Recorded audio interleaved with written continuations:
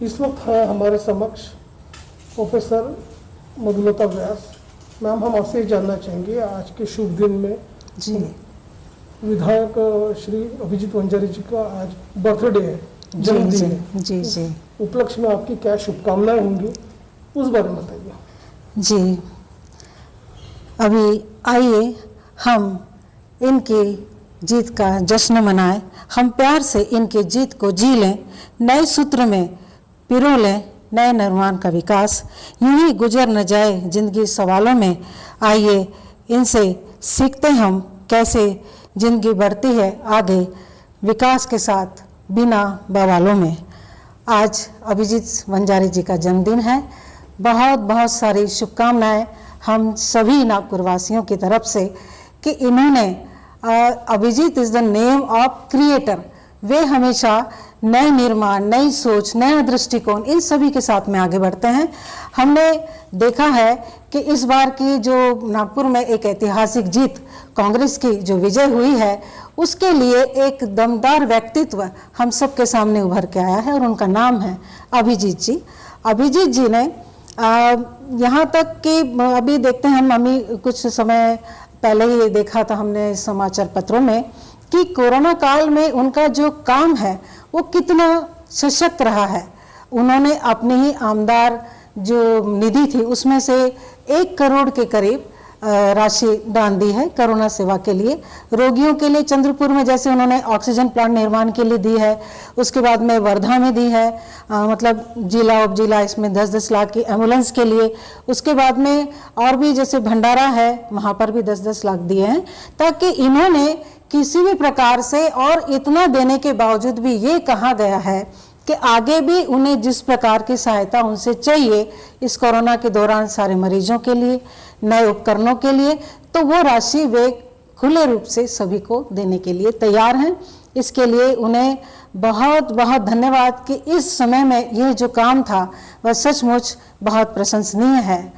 अभिजीत जी ने जो अपना दीक्षांत समारोह है राष्ट्र संत तुकडोजी महाराज नागपुर विद्यापीठ का, उसके लिए भी 1 करोड़ की राशि उन्होंने रखी है और विधि से लेकर के आए हैं वहाँ से। तो उससे होगा यह कि अब हमारे राष्ट्र संत तुकडोजी महाराज के जो नवनिर्माण है, दोनों जो परीक्षा भवन है और महाराज बाग की जो बिल्डिंग है उसके पास वाली, वो दोनों भी चीज़ों का विकास, मतलब वास्तुकला के साथ साथ आंतरिक और जो रोजगार के आगे समस्या है, मुझे लगता है कि उसमें से काफ़ी कुछ काम इतने हद तक अच्छा होने वाला है कि अब सब हम इसको अपनी आंखों से देखेंगे कि वह काम जल्दी ही हो और अच्छे काम को देख करके अच्छी नई उनकी जितने भी संकल्पनाएं हैं वे नए विचारों को लेकर के वो साकार हों, ताकि हम सब भी सोच सके कि जिस उम्मीदवार के हाथों को हमने यह काम सौंपा है वे सचमुच भी अपनी सारी परीक्षाओं में खरे उतरे हैं। और अभिजीत तो जैसे नाम है, नाम में भी बहुत ताकत है कि अभिजीत अपने आप में एक कई नक्षत्रों में से एक नक्षत्र है और वो सचमुच भी आकाश के जो बड़े बड़े नक्षत्र हैं उनमें भी उनकी गणना है। तो इस नाम के साथ में कि जिसमें जीत खुद ही हासिल है, और अभी जो है कि अभी यानी तत्क्षण होता है, और मुझे लगता है कि उनके पास किसी प्रकार से भी जो काम कहा जाता है तो उसके लिए वे तत्क्षण तैयार रहते हैं और काम के लिए हमेशा आगे बढ़े रहते हैं। हम सभी, मतलब मैं तो शिक्षकों की तरफ से मैं कहना चाहूँगी कि हम सभी शिक्षकों का आपसे बहुत, अभिजीत से बहुत अनुरोध है कि वे अपने कामों में बहुत सक्षम हो। उनको जो यहाँ से उम्मीदवार के रूप में स्नातक के द्वारा वोट किए गए उम्मीदवार के रूप में चुन के आए हैं, तो वे रोजगार की भी, मैंने यही कहना चाहूँगी कि मुझे अभी ये न्यूज़ खबर नहीं मिली है कि रोजगार के लिए उन्होंने जो वादे किए हैं तो उनका वो कहाँ तक सक्षम कर सकें और कहाँ तक अपनी बातों को पहुँचा सकें, कितने लोग के निवेदन उनके पास में गए हैं और वो कहाँ तक सफल हो पाए हैं। मैं चाहूँगी, मेरे पढ़ने में नहीं आया है अभी इस बारे में, लेकिन मैं चाहूँगी कि रोजगार एक इतनी बड़ी समस्या है आज युवाओं के बीच में कि पढ़ लिख करके भी डिग्रियाँ उनके हाथों में है लेकिन रोजगार उनके हाथों में नहीं है। और इस चीज़ का उन्होंने वादा किया था, तो इस वादे को भी वे जल्द ही पूरा करें। यहाँ पर जो एक रोजगार हब भी वो खोलने वाले थे, तो ताकि कौशल निर्माण हो सके, सबके हाथों में काम पहुंच सके। तो आज वे बहुत बड़े प्रबंधक हैं सभी अपने शिक्षा संस्थानों के, और गोविंदराव वंजारी फाउंडेशन के द्वारा भी जिस तरह से वो काम कर रहे हैं, अपने पिता के उत्तराधिकार को बहुत ही अच्छी तरह से निभा रहे हैं, और उसके द्वारा भी कई प्रकार के प्रशिक्षण केंद्र वे खोलें और सबके हाथों में रोजगार पहुंचाएं। हम सभी की तरफ से आपको अभिजीत जी बहुत बहुत शुभकामनाएं, आगे इसी तरह से तरक्की करते रहें। धन्यवाद।